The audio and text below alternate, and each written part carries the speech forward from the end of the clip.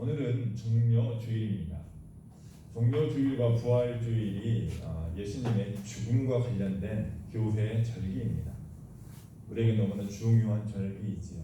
예수님께서 예루살렘 성에 입성하시고 십자가에 달려 죽으셨기에 우리는 구원의 은혜 가운데 나아갈 수 있게 된 것입니다.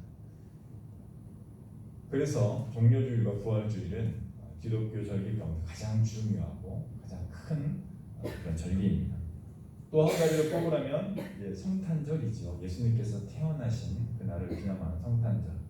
성탄절은 태어나심이고 종료주일과 부활주일은 죽음과 관련된 그런 절기다라고 이해를 하시면 되겠습니다. 자, 오늘 본문의 내용도요. 예수님께서 예루살렘 성으로 입성하시는 그런 종료주일과 관련된 내용입니다. 예수님께서는요, 공생의 마지막 예루살렘 성에 입성하시고 있는데요. 이때 다양한 사람들의 다양한 반응이 나타납니다. 그래서 오늘은 예수님께서 공생의 마지막 예루살렘 성에 입성하실 때 다양한 사람들이 보여주는 다양한 반응들을 살펴보면서 우리에게 주는 교훈이 무엇인지 살펴보고자 합니다. 오늘 본문을 이해하기 위해서는 좀 더 세밀하게 살펴보기 위해서는 본문의 배경을 좀 알아야 됩니다. 그래서 잠깐 좀 설명을 좀 드리면 본문의 배경입니다. 첫 번째는 로마의 식민 지배를 받고 있던 상황이다라는 것을 기억하셔야 합니다. 이탈리아와 그리스 지역을 점령한 로마는요, 폼페이우스가 동쪽으로 진군을 하게 됩니다. 그래서 주전 63년경 팔레스타인 땅을 점령하게 됩니다. 그러니까 예수님께서 태어나시기 63년 전에 이미 로마가 이 팔레스타인 유대 땅 지역을 다 점령해서 통치하고 있었다라는 것입니다. 그런데 로마는요, 그 지역의 주민들, 민족의 자치권을 인정해 줍니다. 그래서 공회 정치를 하게 됩니다. 여러분, 산헤드린 공회라고 들어보셨죠? 산헤드린 공회. 유다 땅을, 이스라엘 백성들을 다스리는 자치기구가 산헤드린 공회입니다. 이 산헤드린의 공회원들은 누군가 하면 대제사장, 서기관, 바리새인, 백성들의 장로. 그러니까 백성들 중에 지도자들, 특별히 이스라엘은 신정국가이지 않습니까? 그렇기 때문에 그 종교적인 제의를 담당하는 대제사장과 서기관, 이런 사람들이 지도자로 산헤드린 공회에 들어가서 이스라엘을 다스리는 그런 일들을 하게 되는 것입니다. 이때 로마에서는 총독을 보냅니다. 총독을 보내서 그 총독을 통해서 치안을 유지하고 반란을 제압하는 그런 역할들을 총독이 하게 됩니다. 우리가 잘 알고 있는 총독이 있지요. 누굽니까? 본디오 빌라도. 예수님이 죽으실 때 그 당시 로마에서 파견된 로마 총독이 바로 본디오 빌라도였습니다. 이런 시대적 배경이 있고요. 또 유월절이라는 배경이 있습니다. 유월절은요, 유대인의 최고 명절입니다. 우리나라 사람들에게는 설날, 추석이 최고 큰 명절 아닙니까? 유대인들에게는요, 유월절이 최고 큰 명절입니다.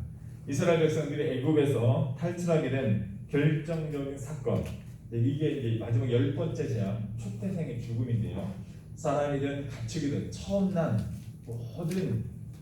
난 것은 하나님이 생명을 거두어 가실 때 유대인들 또 그들의 가정에 있는 가축들은 죽음을 면합니다. 그 방법이 뭐냐면 양을 죽여서 문지방에 바르면 내가 그 집을 넘어가겠다라고 하는 주님이 말씀하셨죠. 하나님이 모세를 통해서. 그래서 유월절이라는 절기가 그때 생기게 됩니다. 그리고 하나님께서는 이 사건을 매년 기념하여 지키라라고 말씀을 하셨습니다. 그래서 유월절이 되면 각 나라 각 지역에 흩어져 살던 유대인들이 예루살렘으로 다 모여듭니다. 학자들이 연구를 해보니, 문헌을 살펴보니 대략 200만 명 정도가 모였다고 합니다. 예루살렘 그 성 안과 안팎으로 200만 명이 모였다는 거예요. 여러분, 200만 명, 지금은 200만 명 하면 별거 아닌 것 같지만 어마어마한 숫자입니다. 대전도 지금 200만 명이 안 되죠. 근데 그 당시에 각 지방에서, 각 나라에서 유대인들이 200만 명이 모여서 유월절 제사를 드리는 거예요. 그런 배경이 있습니다. 그래서 사람들이 천지 사방에서 다 모여든 거죠. 그런 배경이 있고요. 또 바로 이 예수님께서 예루살렘 성 입성하기 직전에 굉장히 중요한 한 가지 사건이 있었습니다. 그것은 죽은 나사로를 살리는 그런 이적을 행하신 직후입니다. 나사로가 누구입니까? 나사로? 성경에 보면 마르다, 마리아 자매가 나옵니다. 예수님을 잘 섬기는 마르다, 마리아 그 자매의 남동생이 나사로입니다. 이들의 집은 베다니예요. 베다니. 베다니는 예루살렘 성 외곽에 있는 가난하고 병들고 장애를 가진 사람들이 모여 사는 자그마한 동네입니다. 성 안에 사는 사람들은요, 그래도 부유한 사람들이 고위, 우리나라도 예전에 사대문 안에 살면 부자고 뭐 권세 있는 사람들 뭐 이런 게 조선시대 그랬지 않습니까? 성 안에 살지 못하고 성 밖에 밀려서 사는 사람들, 가난하고 힘없는 사람들, 그 사람들이 사는 곳이 베단이라는 곳인데 그곳에 마르다, 마리아 그리고 나사로가 이렇게 형제로 같이 살고 있었습니다. 그때 나사로가 갑자기 죽음을 당하게 되죠. 그래서 예수님이 나사로를 살리시는데 죽은 지 며칠 만에 살리십니까? 4일 만에. 장사를 지내고 난 뒤 죽은 지 4일 만에 나사로를 살립니다. 그때 수많은 사람들이 이 광경을 목격합니다. 이제 그 내용으로 본문에 나오죠. 마리아는 또 누구입니까? 마리아. 예수님께서 입성하시기 전에 예수님의 발에 향유를 붓고 그 머리칼로 예수님의 발을 닦아주었던 여인. 성경에서 가장 칭송을 받는 여인 중에 한 명이 바로 이 마리아입니다. 나사로의 누나예요. 자, 예수님께서는요 이런 배경 가운데 로마의 통치 6월절이라는 최고 절기 그리고 죽은 나사로를 살리신 바로 직후라는 이런 배경 가운데 예루살렘 성으로 입성하시고 있습니다. 이때 다양한 사람들이 예수님의 예루살렘 성 입성을 바라보면서 다양한 반응을 나타냅니다. 자, 먼저 첫 번째는요 무리들의 반응입니다. 그 예루살렘 성에 모였던 수많은 사람들의 반응 보겠습니다. 12절 13절입니다. 그 이튿날에는 명절에 온 큰 무리가 예수께서 예루살렘으로 오신다는 것을 듣고 종려나무 가지를 가지고 맞으러 나가 외치되 호산나 찬송하리로다 주의 이름으로 오시는 이 곧 이스라엘의 왕이시여 하라. 자, 가장 대표적인 반응은 그 많은 유월절을 지키기 위해서 모였던 그 수많은 무리들이 종려나무 가지를 흔들면서 예수 그리스도를 맞이하는 그러한 반응입니다. 그들은 호산나 호산나를 외칩니다. 호산나는요 우리가 당신께 구하오니 우리를 구원하소서, 우리를 구원하소서, 우리를 구원하소서, 그런 외침이 호산나 호산나. 이 호산나라는 말은요 기쁨과 승리, 구원의 희망을 담아서 외치는 그런 외침인 것입니다. 그러면서 그들은 또 외치죠. 이스라엘의 왕이시여, 이스라엘의 왕이시여, 이제 당신이 우리의 왕입니다라는 그런 의미를 담아서 그 많은 무리, 대부분의 사람들은 이렇게 예수님을 환영하고 있습니다. 자, 그러면 이러한 환영, 반응의 의미가 무엇일까요? 잠깐 살펴보면, 자, 많은 무리들, 대부분의 사람들이 이러한 호산나를 외치며 당신이 우리의 왕입니다라고 말하는 그 의미는 무엇인가 하면 예수를 로마의 지배와 통치에서 구원할 정복자, 승리자로 인식하고 있다라는 것입니다. 본문의 배경에 설명할 때 로마의 통치를 받고 있다라는 말씀을 드렸죠. 유대인들은요 자존심이 굉장히 강한 민족입니다. 한국 사람들 자존심이 강하다고 하지 않습니까? 일제 식민 지배를 받고 일본하고는 어때요? 뭐든지 치면 안 돼요. 축구도 치면 안 되고 야구도 치면 안 돼요. 실력이 떨어져도. 얼마 전 한일전 졌대요. 그런 것처럼 한국은요 특별히 일본에 대해서는 굉장히 자존심이 강한 민족이에요. 다른 것에도 마찬가지예요. 그런데 유대인도요 한국 사람 저리 가라라고 그 정도로 자존심이 강한 민족입니다. 남의 지배받는 것을 용납을 못해요. 그래서 끝까지 저항하다 어떻게 됩니까? 주후 70년, 예수님 주후 70년에 지도장군에 의해서요 끝까지 항전하다가 로마에 대항하다가 아예 그냥 예루살렘이 그냥 초토화됩니다. 돌 위에 돌이 하나가 남지 않아요. 통곡의 벽이라는 것 그거 하나만 남습니다. 한쪽만, 벽 한쪽만 남고 그 예루살렘이 완전히 다 회파됩니다. 모든 건물들, 모든 사람들을 다 죽여버려요. 본보기로 하도 징글징글하게 저항을 하는 로마가요. 본보기로 예루살렘에서 완전히 다 촉포화시킵니다. 그러면서 나라가 없어져요. 나라가 없어집니다. 유대인들은요 그런 민족이에요. 그러면서 그들은 승리자, 로마의 통치에서 자기를 구원해줄 정복자, 왕을 기다리고 있는 거예요. 그리고 그 대상이 누구다라고 말하고 있습니까? 예수, 당신이 바로 우리를 구원할 정복자요 왕이다라고 이야기를 하고 있다는 것입니다. 그래서 특별히 현실의 문제를 해결해 줄 왕으로, 이스라엘 왕으로 예수 그리스도를 맞이하고 있다는 것입니다. 그들이 당면한 현실의 가장 큰 문제는 로마의 지배로부터 벗어나는 것이겠지요. 두 번째 살펴볼 반응은요, 나사로를 살리실 때 함께 있던 무리들의 반응입니다. 17절 18절 말씀 보겠습니다. 나사로를 무덤에서 불러내어 죽은 자 가운데서 살리실 때에 함께 있던 무리가 증언한지라 이에 무리가 예수를 맞으면 이 표적 행하심을 들었음이라. 자, 무슨 얘기입니까? 나사로를 무덤에서 불러내어 살리실 때 많은 사람들이 보았는데요, 그들이 이 수많은 6월절에 모인 수많은 무리들에게 예수가 죽은 나사로를, 그것도 사흘이나 된 나사로를 살렸다라고 증언을 했다라는 거예요. 그러니까 소문을 계속 퍼뜨리고 다니는 거예요. 그러면서 이에 무리가 예수를 맞으면 이 많은 무리들이 이렇게 예수를 종려나무가지를 들고 환영하는 그 반응을 나타내는 것은 이 표적 행하심을 들었음이라. 나사로를 살리시는 예수님의 모습을 본 사람은 많은 사람이 보았지만 그래도 수만 명, 수십만 명의 사람들은 아닙니다. 베다니에 있던 그 사람들, 그 무리들이죠. 그들이 소문을 내는 거예요. 6월절에 그 많은 곳에서, 그 많은 지역에서 많은 사람들이 모인 그곳에서 소문을, 예수가 누구냐? 늘 예수가 누군지 알아? 죽은 나사로를 살렸어. 나사로가 동굴에서, 무덤에서 배를 칭칭 동여맨 채로 걸어 나왔어 하면서 그 이야기를 하고 있는 거예요. 소문을 내는 거예요. 그 내용이요, 요한복음 11장에 기록이 되어 있어요.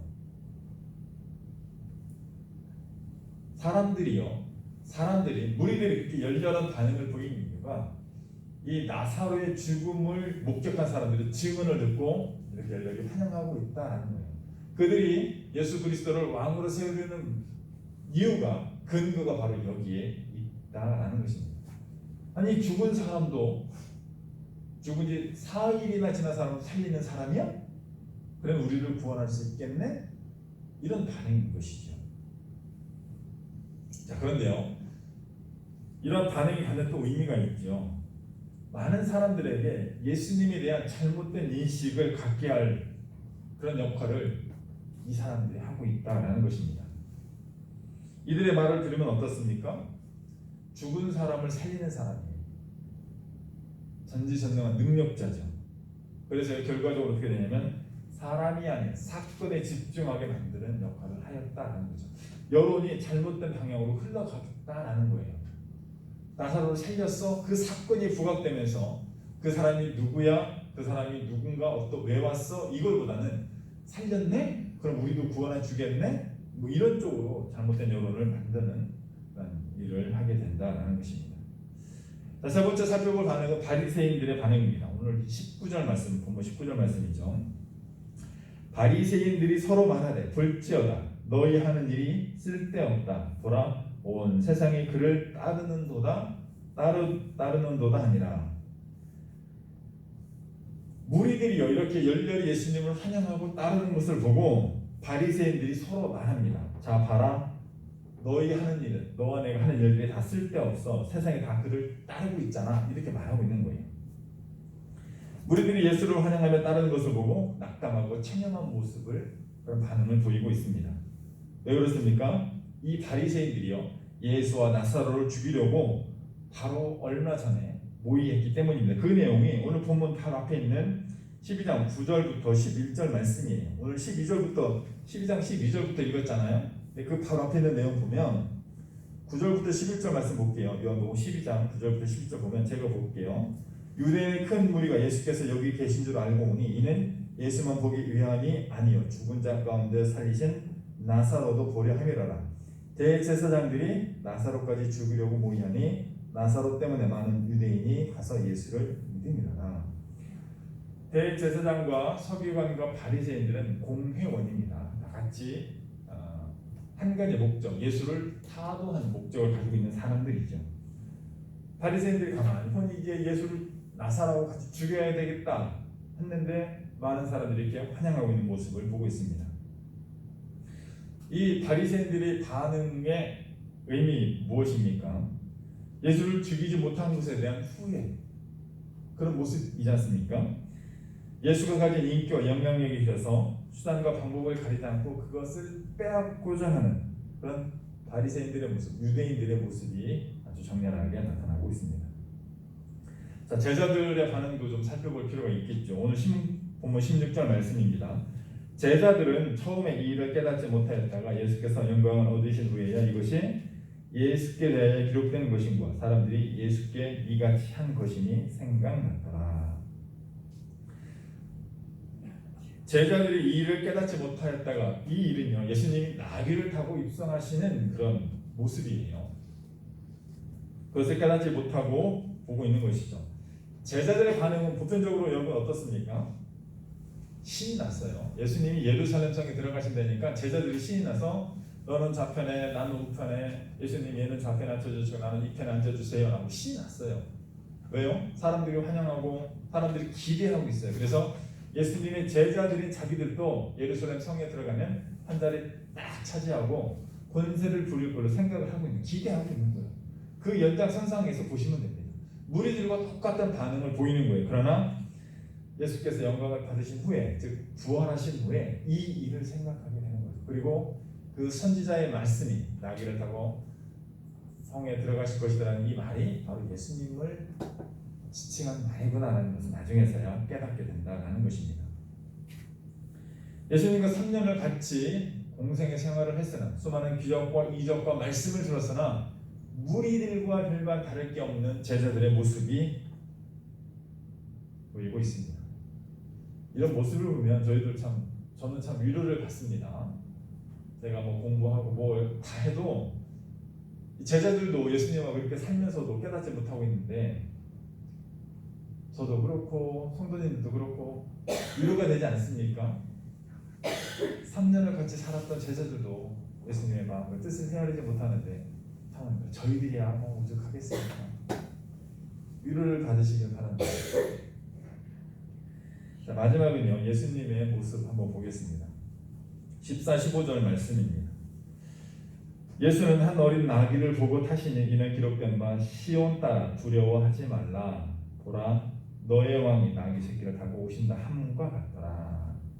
자, 예수님께서는요 한 어린 나귀를 보고 타고 가십니다. 누가복음이나 다른 복음서에는 좀 더 자세하게 기록되어 있지만 요한복음은 간략하게 기록을 하고 있습니다. 그러나 나귀를 타고 들어가신다라는 것은 변함이 없죠.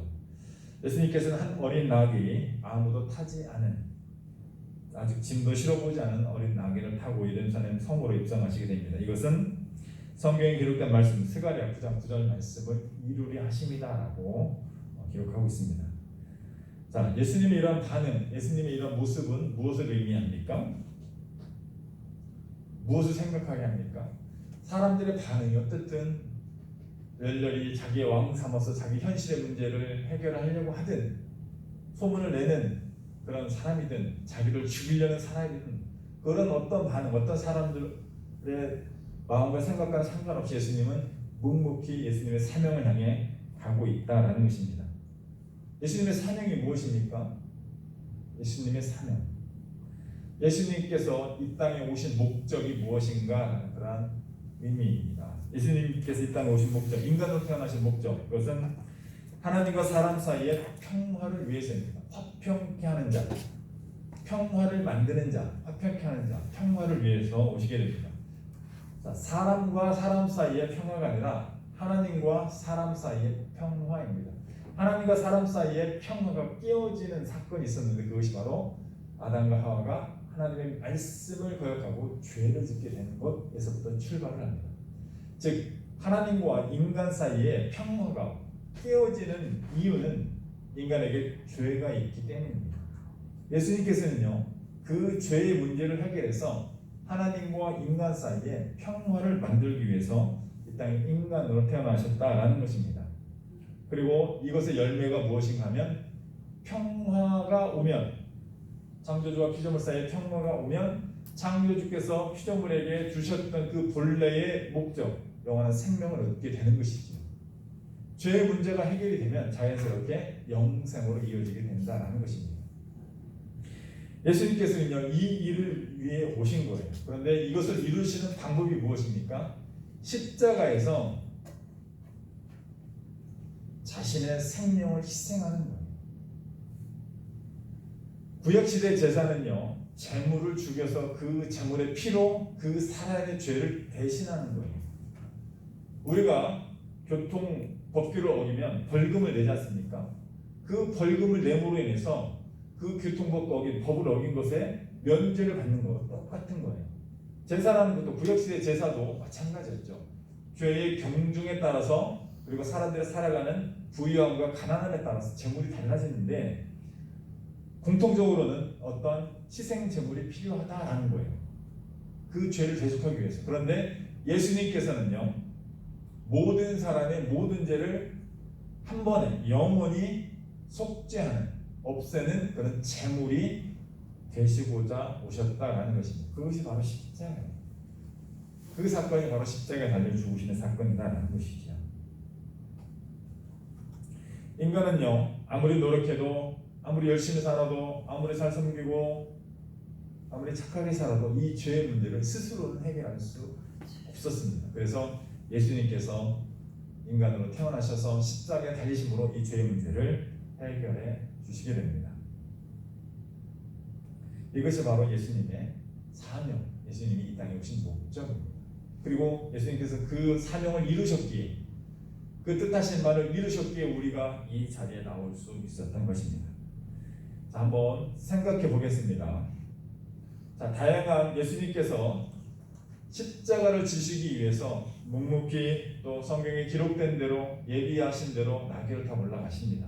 자, 그것을 보는 사람들의 반응이 있었죠. 무리들의 반응, 제자들의 반응도 있었고, 나사로를 죽일 때 살리신 그때 반응, 소문을 내는 사람들의 반응이 있었고, 예수님을 시해하고 모함하며 죽이려는 사람들의 반응이 있었습니다. 자, 그러면 예루살렘에 입성하신 예수님을 바라보는 여러분의 모습은 누구의 모습과 유사합니까? 여러분은요 어느 입장인가 하는 것이에요. 우리들의 입장, 제자들의 입장, 나사로를 살리실 때 그것을 바라봤던, 기적을 바라봤던 사람들의 입장, 예수님을 시기 질투 모함하고 죽이려는 사람들의 입장이 있다는 것이죠. 그 가운데 여러분은 어떤 모습과 유사한가라는 것입니다. 여러분 예수님에게 기대하시는 건 무엇입니까? 비슷한 질문입니다. 여러분이 예수님에게 지금 기대하시는 것은 무엇입니까?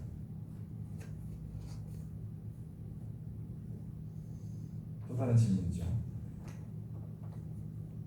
여러분이 예수님을 믿는 이유는 무엇입니까?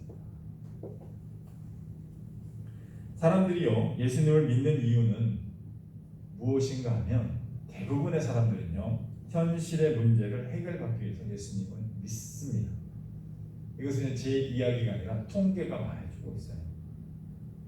2000년 전 예수님이 예루살렘 성에 입성하실 때 그때나 지금이나 지금 우리가 당면한 현실의 문제를 해결받기 위해서 예수님을 믿고 있다라는 거죠.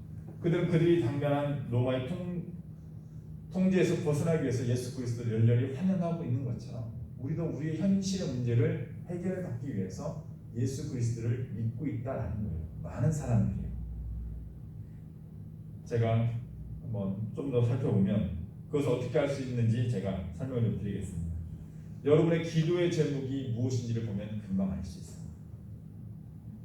여러분의 기도의 제목, 기도하시지 않습니까? 근데 여러분의 기도의 제목 무엇입니까? 대부분은요, 가족, 자녀들, 그들의 건강과 사업과 형통과 축복, 그리고 내가 계획하는 일들이 잘 진행되어지는 것, 이런 것들이요, 여러분 기도 제목에 8, 90%는 아마 이런 기도 제목이 있어요. 물론 저도 마찬가지입니다. 이런 기도 제목들의 특징은 무엇인가 하면 현재의 내 삶과 밀접한 관련이 있다는 것입니다. 이런 기도 제목이 잘못되었다라고 말하는 게 아니에요.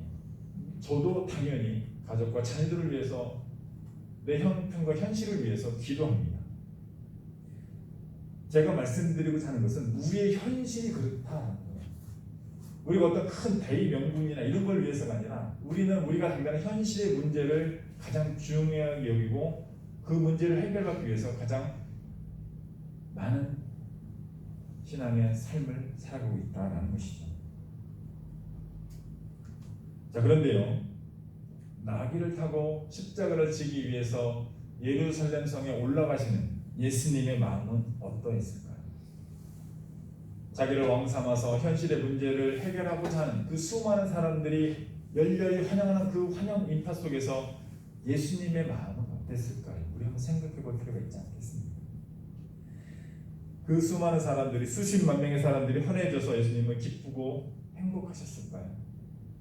아니면 이제 며칠 뒤에 십자가 지실 것을 생각하면서 그것을 알지 못하는 사람들을 보면서 안타까워하셨을까요?